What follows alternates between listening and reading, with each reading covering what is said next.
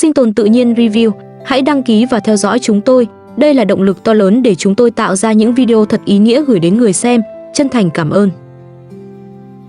Hôm nay, nhiếp ảnh gia vẫn đến nhà Ali như mọi khi. Nhưng khác với những ngày trước, bầu không khí trong căn nhà nhỏ hôm nay đã yên bình hơn rất nhiều. Những mâu thuẫn giữa bà Hilda và Parisa dường như đã được giải quyết. Không còn những lời qua tiếng lại.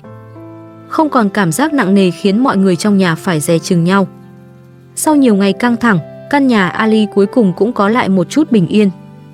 Ngoài sân, Ali đang tưới nước xuống nền đất. Anh muốn làm cho khoảng sân đủ ẩm, bởi một lát nữa sẽ bắt đầu sửa sang lại toàn bộ khu vực phía trước nhà.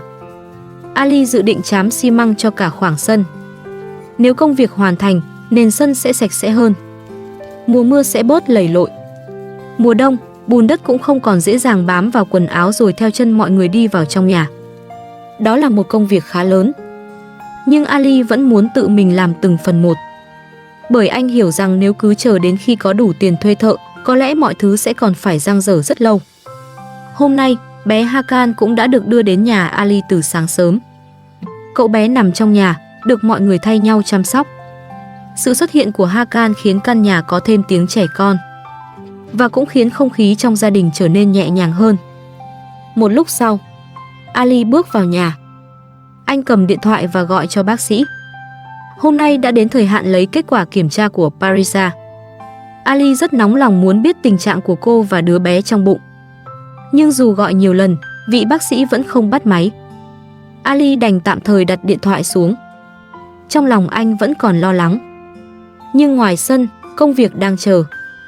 Và Ali không thể chỉ ngồi đó đợi một cuộc gọi chưa biết khi nào mới được trả lời.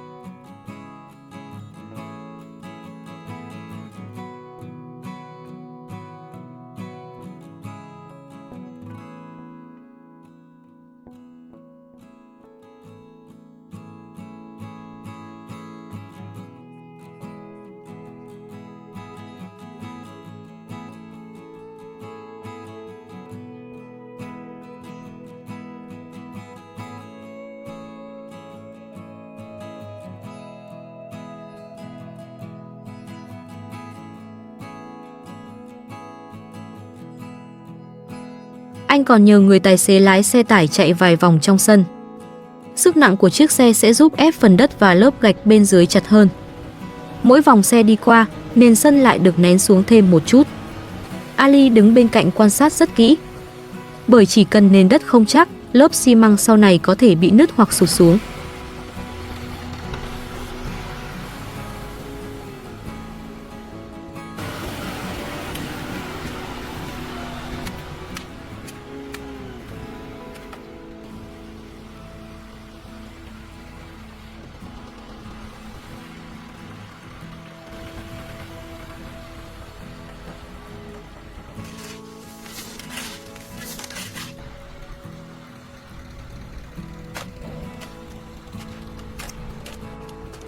Bà Hilda cũng bước ra phụ Ali một tay. Rồi cùng Ali chỉnh lại từng phần của khoảng sân. Dù tuổi đã cao, bà vẫn không quen đứng nhìn Ali làm việc một mình. Trong căn nhà này, bà Hilda luôn như vậy. Chỗ nào có việc, bà đều muốn góp một tay. Một lúc sau, bà quay vào nhà để phụ Parisa chuẩn bị bữa cơm. Còn Ali vẫn ở ngoài sân tiếp tục làm việc một mình. Kiểm tra từng khoảng nhỏ trước khi trám xi măng. Công việc cứ nối tiếp nhau. Không có ai thúc giục. Nhưng Ali vẫn làm rất nhanh. Bởi anh muốn hoàn thành phần nền càng sớm càng tốt. Sau khi phụ Parisa trong bếp, bà Hilda lại bước ra ngoài. Bà tiếp tục đứng bên cạnh Ali như lúc đầu. còn Parisa ở trong nhà chăm sóc Hakan. Mỗi người làm một việc. Không ai nói quá nhiều. Nhưng chỉ cần nhìn cách họ chia nhau công việc, cũng có thể cảm nhận được sự bình yên đang dần quay trở lại căn nhà này. Sau đó, Ali và bà Hilda cùng lấy chiếc xe đẩy đất ra. Hai người đẩy tới rồi lại kéo lui. Cả hai phối hợp rất nhịp nhàng. Không cần phải nói nhiều. Chỉ cần một ánh nhìn, một động tác nhỏ, họ cũng hiểu người kia muốn làm gì. Có lẽ vì đã cùng nhau trải qua quá nhiều ngày sửa nhà, trộn vữa và chăm sóc khu vườn, nên Ali và bà Hilda đã quen với cách làm việc bên cạnh nhau.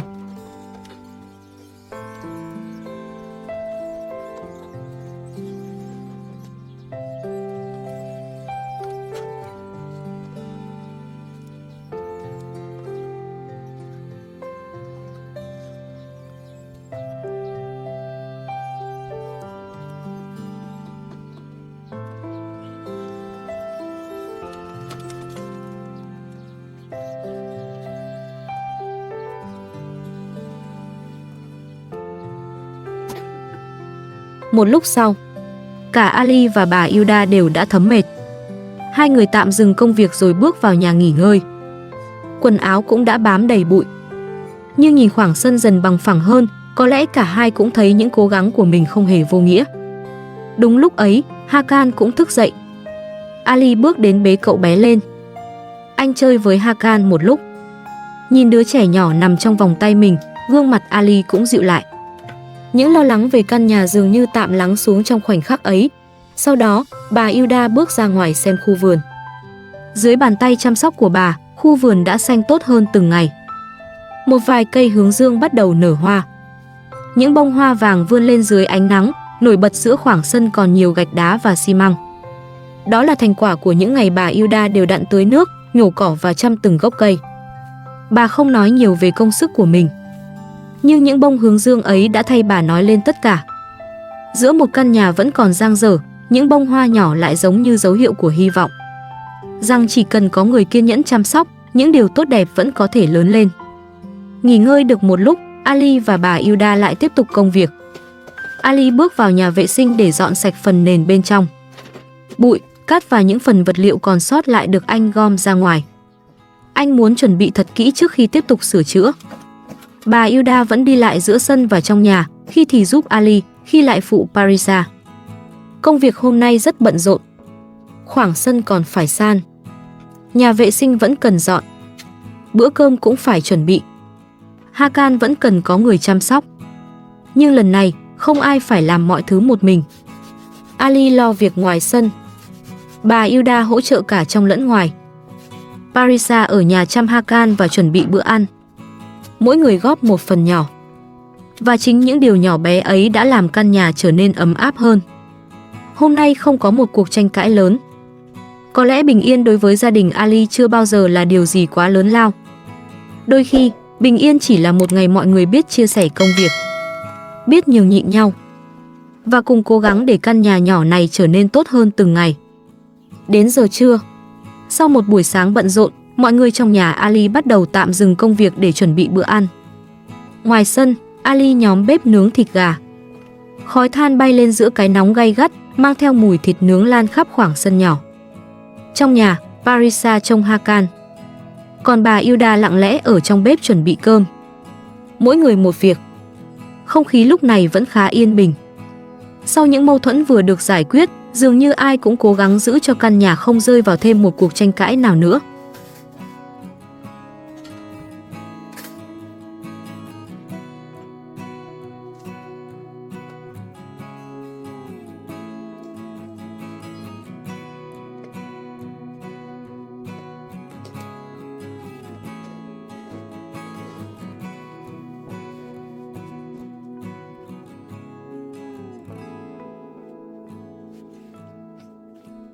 Một lúc sau, thịt gà đã chín. Cơm cũng được dọn ra. Mọi người cùng quây quần bên bữa trưa. Ali nhìn sang Parisa rồi nói: Parisa, ăn chút gì đi. Chúng ta phải đến bệnh viện sớm. Sau đó, anh quay sang bà Hilda. Bà ơi, bà có muốn đến thăm Sakina không? Hakan cũng phải gặp mẹ thằng bé. Bà Hilda nghe vậy liền đáp: Có, bà phải đến thăm Sakina. Có lẽ bà cũng đã lâu chưa được ngồi lại nói chuyện với Sakina. Bà vẫn luôn quan tâm đến cô. Sau khi mọi việc trong nhà đã được thu xếp, Ali đưa bà Hilda, Parisa và Hakan đến nhà Sakina. Một lúc sau, khi mọi người vừa bước vào sân, Sakina vui vẻ ra chào đón. Ali cũng vui vẻ đáp lại. Bà Hilda nhìn Sakina bằng ánh mắt gần gũi như thường ngày. Chỉ có Parisa là có vẻ không được thoải mái. Gương mặt cô hơi căng. Ánh mắt liên tục nhìn về phía Ali và Sakina. Dù không nói ra, sự khó chịu ấy vẫn rất dễ nhận thấy. Ali nói, Hakan vẫn thích ở với mẹ nó hơn. Câu nói ấy rất bình thường. Nhưng với Parisa, câu nói ấy dường như lại chạm vào một điều khiến cô không vui. Vừa đến chưa được bao lâu, Parisa đã quay sang thúc giục. Ali, chúng ta nên đi thôi. Ali nhìn cô, bình tĩnh đáp. Vẫn còn thời gian mà. Nhưng Parisa không chịu. Cô nói nhanh hơn. Không được, muộn rồi. Chúng ta phải đi thôi. Đừng đưa Hakan về nhà nữa. Cứ để thằng bé ở lại với mẹ nó đi. Không khí trong sân lập tức thay đổi. Ali nhìn Parisa, giọng trở nên nặng hơn. Hakan là con trai tôi. Parisa, cô đang ghen với Sakina sao? Câu hỏi ấy khiến sự căng thẳng bị đẩy lên cao hơn. Parisa lạnh lùng đáp. Chuyện đó không liên quan đến tôi. Lần sau chỉ đưa Hakan đến thôi. Muộn rồi, phòng khám sắp đóng cửa. Ali vẫn cố giữ bình tĩnh. Không đâu, chúng ta vẫn còn 1 tiếng. Ngồi xuống nghỉ một lát đi. Rồi anh nhìn bàn tay của mình và nói.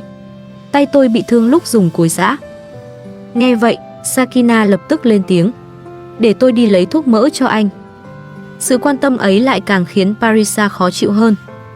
Ali quay sang Sakina rồi nói. Sakina, cô không nên để Zoya rời khỏi đây. Sakina nghe vậy chỉ nhẹ nhàng đáp. Cứ để con bé ở cùng Karim. Như vậy Karim sẽ không làm phiền nữa. Sau đó, Sakina hỏi. Mọi người ăn chưa? Tôi vẫn chưa ăn trưa. Ali đáp. Ăn rồi. Nhưng Parisa vẫn không ngừng thúc giục. Chúng ta phải đi rồi. Ca của tôi bắt đầu lúc 12 giờ. Thời gian của chúng ta bị lãng phí hết rồi. Ali lập tức phản bác. Ca của cô bắt đầu lúc 3 giờ. Bây giờ trời nóng lắm. Đợi thêm một chút đi. Sẽ không muộn đâu. Parisa vẫn kiên quyết. Chúng ta đi thôi. Muộn rồi. Chúng ta phải đi sớm. Không khí cũng càng lúc càng nặng nề. Ali bắt đầu mất kiên nhẫn. Anh nói. Nhưng ngoài trời nóng lắm. Đừng chạm vào quần áo của tôi. Chúng ta còn phải ngồi chờ ở phòng khám 1 tiếng nữa. Bà sẽ ở lại đây. Rồi trong lúc nóng giận, Ali buông ra một lời đe dọa. Đừng làm quá lên. Nếu không tôi sẽ đánh cô. Câu nói ấy khiến Sakina lập tức lên tiếng can ngăn. Ali, bình tĩnh lại đi. Đừng cãi nhau nữa. Parisa lập tức đáp trả. Anh không có quyền đánh tôi. Chúng ta phải đi khám bác sĩ. Muộn quá rồi, Ali nói. Nhưng chúng ta vẫn phải ngồi chờ ở đó một lúc. Cô ghen với Sakina quá rồi. Có lẽ Parisa cảm thấy mình không được quan tâm. Cuối cùng, Ali quay sang bà Hilda rồi nói. Bà ơi, lát nữa cháu quay lại. Tạm biệt bà. Sau đó, Ali và Parisa rời khỏi căn nhà. Bóng dáng họ dần khuất khỏi con đường nhỏ. Nhưng dư âm của cuộc tranh cãi vẫn còn ở lại trong khoảng sân.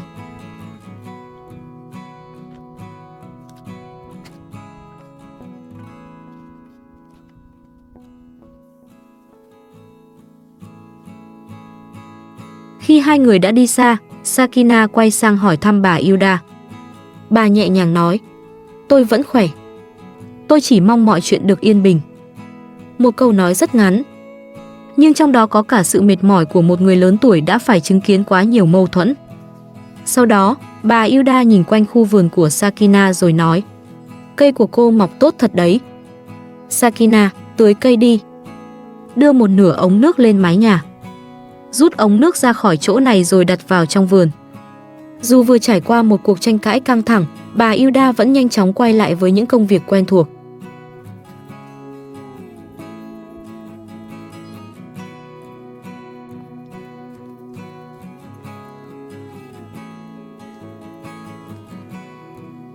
Một lúc sau, Bà Yuda nhìn thấy số lúa mì đang được Sakina phơi ngoài sân.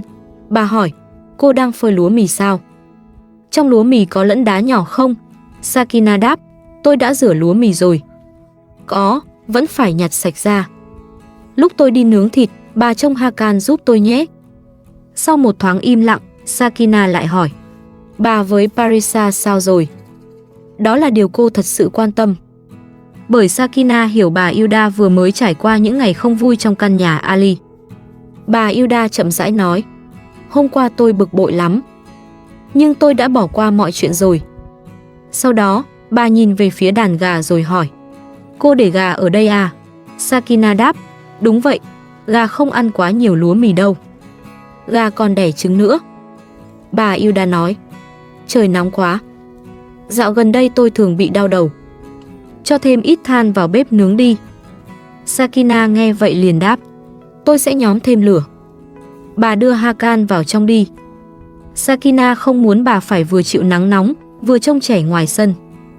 Còn bà Yuda chỉ mong Sakina có thể sống yên ổn. Và mong những đứa trẻ được lớn lên trong một mái nhà ít tiếng cãi vã hơn. Nhưng liệu sự ghen tuông và những bất đồng giữa Ali với Parisa có thật sự dừng lại ở đây? Hay cuộc gặp ngắn ngủi tại nhà Sakina hôm nay chỉ là dấu hiệu cho một cơn sóng lớn hơn sắp xảy ra?